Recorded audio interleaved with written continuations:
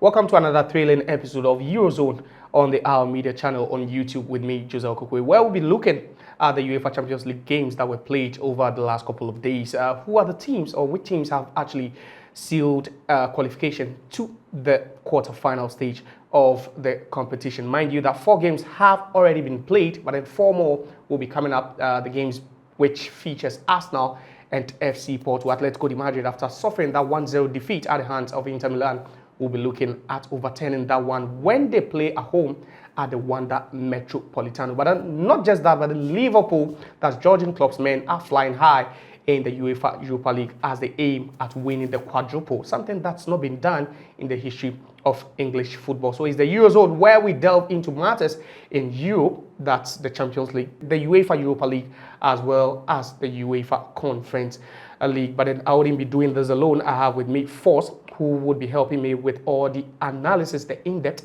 and incisive analysis on the Eurozone. But then you don't forget to subscribe to this channel, that's the ALmedia channel, for all the sports updates and also sports content. And also you like, comment, and then also share. Today's question has to do with which team you believe could go all out and win the UEFA Champions League. But do you think Liverpool are contenders for the Europa League? Because they are still contended for the English Premier League. But then let me welcome my guest for today, that's Force. Force, you're welcome. Thank you. There's the Eurozone where we talk everything, European football. But then, first of all, let's start off with the UEFA Champions League. 4 teams have already booked their place in the quarterfinal stage. We have Bayern Munich over there. We have Man City. We have Real Madrid. And then also we have Paris Saint-Germain. These teams qualified, on very good notes, with the exception of Real Madrid that were given a scare by RB Leipzig. But then, what do you have to say about the 4 teams that have already booked qualification to the next round? Well, like I said, normally these are teams that we all expect to be in the quarterfinals. You understand? I mean, with the exception of PSG, who is just now starting to become a big shot. But if you look at Real Madrid, Man City, the current holders, and then Bayern Munich, these are perennial champions, perennial, semi-finalists in the Champions League. So I am not really surprised. I am not really surprised because everybody thought that Bayern had a bit of a problem, but they were able to come out of it. Man City, everybody knew that Man City was going to qualify, no problem with that. And then Real Madrid, they had a bit of a scare, but against RB Leipzig. but at the end of the day, this is a long season, blips are allowed to happen, but at the end of the day, it's about how you ride out of it, and they were able to qualify. And I know that there are going to be improvements, so I'm not really surprised about the 4 teams that have been able to qualify so far. But then still on the 4 teams that have qualified, you talk about Bayern Munich after that blip, just like you spoke about. Harry Kane scored twice for them. What does he add to that team going into the quarterfinal stage? It's practically impossible for you to take Harry Kane out of this Bayern Munich team and then have a Bayern Munich team that's strong enough to win the Champions League. They haven't a really poor season, very, very bad season to the standard of Bayern Munich and what he's been able to do and what we know that they can achieve. And if not for the sake of stability that they wanted, Thomas Tuchel would have been sacked. I get it, because this was the level that they were before Nagelsmann was sacked. I get it, but for the sake of stability, so they waited to the end of the season before he's going to be sacked. But for Harry Kane, what a player! It is practically impossible for anybody to write off Harry Kane. And I can tell you for a fact that if not for Harry Kane, it's practically impossible for Bayern Munich to be having the kind of season that they have. Even though they've been poor, it is mostly the goals of Harry Kane that has bailed Bayern Munich out of problems. And it just happened against Lazio. Fantastic baller, fantastic goal scorer, fantastic personality. I have never seen a Harry Kane play football match get downgraded. I get to the point. Even if he's not having a good game, you realize that at the end of the day, he's never going to get a goal. But even if he doesn't get a goal, he's going to get an assist. Exactly. I get to the point. Exactly. How he links up play, the characteristics of a footballer, to the extent that he was described as a complete player, a complete striker by Thierry Henry. Yeah, but then talking about other teams that have sealed qualification, I want us to look at Pep Guardiola's team, that's Manchester City. He's saying that after that result, it was an emphatic win over Copenhagen, both home and away. They just kept the scoreline as it was in the first, like 3-1, 3-1, 6-1 aggregate. He says they have what it takes to defend the title. What do you have to? Do you think City could go all out and defend the title this season? Remember that in the 21st century, there's no team apart from Real Madrid that has defended the Champions League. Absolutely no team. Yeah. Even when Barca was on form from 2000 to 2008, they were not able to defend the Champions League. So it just practically tells you how difficult it is to do that. I get to the point. Only Real Madrid have been able to do it. Not because they were the best in that you understand, but they had the functionality, they had the practicality about them, and they were able to do it. But you see, the X factor for Man City is not the players that they've got, but the bench that they've got. And I can tell you that Pep Guardiola is going to be that X factor. I get to the point. And if he gets his tactics spot on, I tell you that it's going to be practically impossible for any team currently in the Champions League to stop them. They've got whatever it takes for them to go far. All right, so now talking about the teams that have already qualified, I think we have Bayern Munich over there waiting in the last 8. We have PSG, we have Real Madrid, and then also we have Manchester City. They are the title holders after winning it in the 2022-2023 season. But then let's move on to the remaining 4 games that are bound to happen in the round of 16 stage, where we have Arsenal coming up against Porto. You all remember what happened in Portugal when Arsenal visited. They lost by a goal to nil in the dynamics of that game. What are the chances of this Mikel Arteta team, and how can they add, that task of winning the Champions League or even progressing to the burden already in the Premier League? Remember that Porto has already, thrown the gauntlet, because their coach did say that they did not come to play football. They came to win a match. Exactly. I get to the point. Yeah. That is the basic necessity of football matches. Yeah. You win no matter how you play. I get the point. Yeah. Just like what happened between Leipzig and then Real Madrid. Yeah. Leipzig practically outplayed Madrid at the Bernabeu. Yeah. But at the end of the day, who qualified?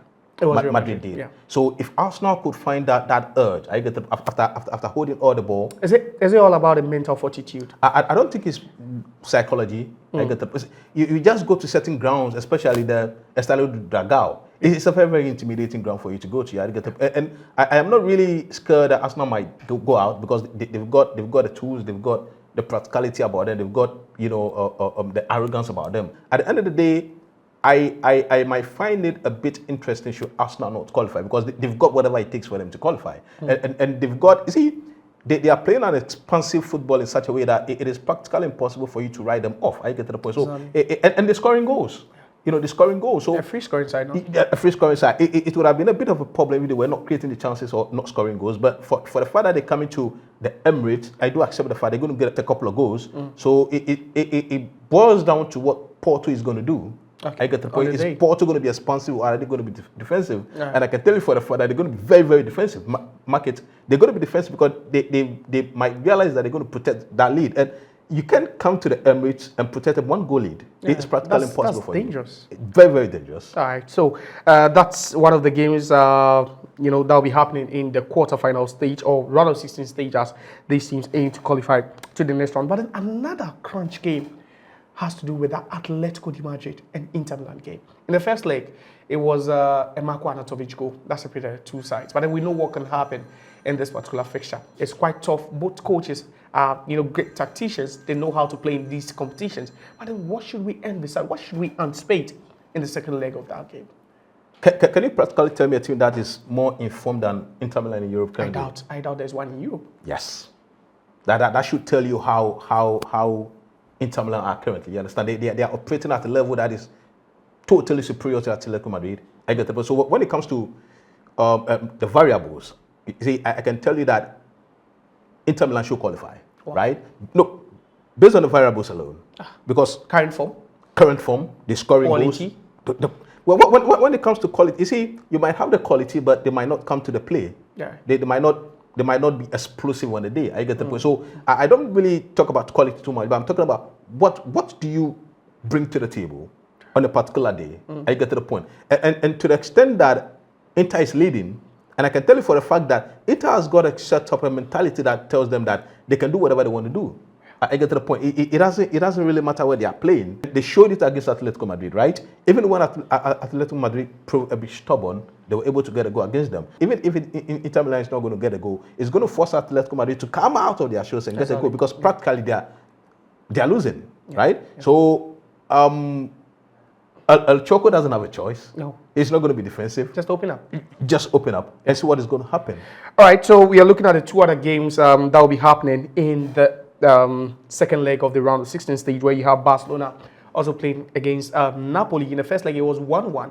But then, what are the chances of Barcelona in this particular one? This is a really tough one. This is a really tough one because Barcelona is in shambles. You know, if you look at what is happening to Barcelona currently, to the extent that Xavi is resigning mid-season, you know, he stated that he's going to resign at the end of the season. It has never happened to a Barcelona team of this century. For the past 24 years that Barca became Barcelona, I get to the point, it has never happened to the extent that a coach wants to resign mid-season. You see, so it should just tell you where Barca is currently. And you see, the X factor in this game is going to be Victor Osimhen. Fantastic centre forward. Yeah. You think he could be the difference? Of course. If you mention 3 centre forwards in world football right now, I don't think we can say 2 who are better than Victor Osimhen. Oh, really? Yes. It's not necessarily about the goals, but if you're talking about a proper centre forward, right? A traditional centre forward, a proper modern day centre forward, he's up there. He's got the power, he's got the tenacity, he's got pace, he can either drop deep or run in behind. He can either hold the ball up or do whatever he wants. So if I'm pushing you, Barcelona, Napoli, who's going through? I say Napoli goes through. Napoli goes through. Yeah. PSV, Dortmund, first leg 1-1. Who's going through? Dortmund goes through. Dortmund goes through. All right, so still the Eurozone on the ALmedia channel or ALmedia group channel on YouTube, where we delve into matters arising in Europe. The UEFA Champions League still takes center stage, but then there are also games in the Europa League as well as the UEFA Europa Conference League. But then let's take a look at some statistics from the UEFA Champions League, where we will look at the top goal scorers so far in the UEFA Champions League, where you have Kylian Mbappe, Harry Kane, and also Erling Braut Haaland, all having 6 goals. So they are all tied. But unfortunately for all these teams, they've all booked their place in the quarterfinals. So it means not just the hand for the trophy, but the hand for the golden boot also still goes on and on. To the top assisters, the players who set up the most goals in the competition. You have Jude Bellingham on 4, Bukayo Saka also on 4, and also Phil Foden on 3. So these are the players, actually the best playmakers so far in the 2023-24 UEFA Champions League. But then also to the most clean sheets, there you have it on your screen. These are the goalkeepers with the most clean sheets in the 2023-2024 UEFA Champions League. So then away from there, let's look at the UEFA Europa League, where some big clubs are actually, plying their trade in the 2023-24 UEFA Europa League. But then in the first leg, it was Liverpool that traveled all the way to Czech Republic, Prague, to be precise, where they played against Sparta Prague and got a 5-1 win. Liverpool, are they winning the UEFA Europa League? Have they convinced you enough? It is practically impossible to write off Liverpool in whatever competition that they are in. You see, but what Liverpool is doing this season is fantastic, because they've had a lot of issues with injuries, right? But academic graduates have come up, and there's practically no difference between what they are doing and what the first team does.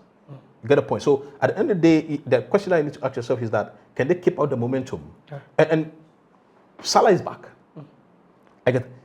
Whenever Salah plays, Liverpool has the advantage. Whenever Salah plays, Liverpool has got advantage. And should Salah stay fit, I doubt any team is going to be able to stop them this season. Wow. Yeah. All right. But then in one other game that, actually caught the attention of the football world has to be with that Roma-Brighton game. 2 Italian tacticians in control or in charge of these teams. Roberto Di Zerbi at Brighton. You have Daniel De Rossi, who just took over Jose Mourinho a couple of weeks ago at AS Roma. He's doing a fantastic job. They won by 4-0. Do you think they're also posing a threat? Do you think they're one of the favorites we should look out for? To be sincere with you, I am really surprised with what AS Roma is currently doing. You understand? Because proud Mourinho, they were in a bit of a hogwash, but post Mourinho they've been fantastic, and I mean to say that it's a coach with it's a coach without experience. Yeah. I mean, the reason just came back from the under 20 of AS Roma, yeah. And it's won practically I think 6-7 games on a row. Yeah, dismantling Brighton 4-0. It's practically it's a good run of form. It helped me say, because I'm a big Mourinho fan, but I mean post Mourinho, they're doing fantastic. Roma is playing expansive football, the exact opposite of what Mourinho does, and it is bringing results. If we were not to be bringing results, fine. But for them to dismantle Brighton 4-0, it's a bit difficult for me to take. But I mean, it is what football is. You understand? But I think Roma was fantastic on the day. You know, very, very great on the day. Are they advancing to the next round? You think with this result, it's practically impossible for Brighton to. Okay, all right. So it's still Eurozone. You're watching up with Force. He's my guest for today. And we are talking about all the games that happen in Europe. But the week we've spoken about the Champions League. Now we are talking about the UEFA Europa League. After you have Sporting Lisbon join 1-1 with Atlanta. AS Roma beating Brighton emphatically by 4-0. Sparta Praha staying at home in Czech Republic, losing by 5-1 to judging clubs Liverpool. Krabak also playing out a pulsating 2-2 draw with Leverkusen. AC Milan winning 4-2 against Slavia Praha. Freiburg also beating English Premier League side West Ham by 0-0. Benfica and Rangers, they also share the spoils in that particular one, 2-2. But then also Olympique Marseille, led by former Arsenal player Emerick Pierre Aubameyang, beating Villarreal by 4-0. So those are the results from the first leg of the UEFA Europa League round of 16 games. But then let's take a look at Force's predictions. What teams does he think would go through to the quarter-final stage? All right, so let's take a look at the top statistics, those leading the numbers in certain categories in the UEFA Europa League, where you have for the goal scoring chart is Pierre-Emerick Aubameyang. He's already on 9 goals, followed by Romelu Lukaku on 7, and also Joao Pedro, who plays for Brighton and Hove Albion, who also has 6 goals. So that's the full list of the top scorers in the 2023-24 UEFA Europa League. But then from there, let's also take a look at the top assisters in the 2023-24 UEFA Europa League, where you have Amin Harit, the Moroccan, who is on 6. Jonathan Klaus, also who plays for Olympique de Marseille, on 6. And also Kostas Fortounis, who plays for Olympiacos in the Greek league. He's also on 5 goals. Quickly also, let's take a look at the results that pan out from the first leg of the round of 16 of the UEFA Conference League. These teams are all winning, but then also some big teams not trying or getting the win in that particular one.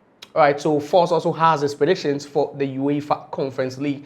Let's take a look at the teams he feels have got a slight advantage, or the teams he believes would qualify to the next round. That's the quarterfinals in the UEFA Conference League. All right, so Force, back to you. Finally, let's take a look. So we've run through all the various tiers of European club football, the Champions League, Conference League, and also the UEFA Europa League. But then your team of the week, which team do you think impressed you most from these 3 competitions? I would say Liverpool. Oh, yeah. Not even Roma. No, not Roma. I say Liverpool because of the circumstances surrounding them, right? The fact that they've got issues with injury. They were able to go there, they win by 6-1. Yeah, it's just incredible. You understand? The young stars are doing something incredible, and for Jurgen Klopp to have had that confidence in them, giving them the playing time that they deserve, I really think that they deserve the playing time. So on Sunday they're playing against Man City. Tough game. Really, really tough game. You understand? So this just serves as a preparatory match, towards that game. So to me, I think that's your team of the week is Liverpool. All right, so Force is saying his team of the week is Liverpool after they traveled all the way to Czech, the capital city, Praha, and they beat Sparta Praha by 5-1. It was a vintage performance from Jurgen Klopp's men as they walked away with a healthy advantage leading into the second leg. But then you can also share your thoughts. Which team do you think has impressed you over the week? Is it Manchester City? PSG traveled to Anoeta. They got a better of Real Sociedad. Kylian Mbappe, despite not committing to PSG for the long term, he's still producing the result. He's leading that team by example. So which team has impressed you? Let's have your say over there. Which player do you think will come out or will be the next top player in the UEFA Champions League? This has been the Eurozone on the ALmedia channel. Thanks so much, Force, for your time today on this edition. So like we always do it, it's been incisive, informative. You've learned a lot, and also we've brought you up to date on all what's happening in Europe. My name is Jose Okokwe, but then like I always say, just try, subscribe to this channel. Don't be stingy. Try and share, like, and also comment, and let's just grow this ALmedia family. Till we meet again in the next episode. Bye for now.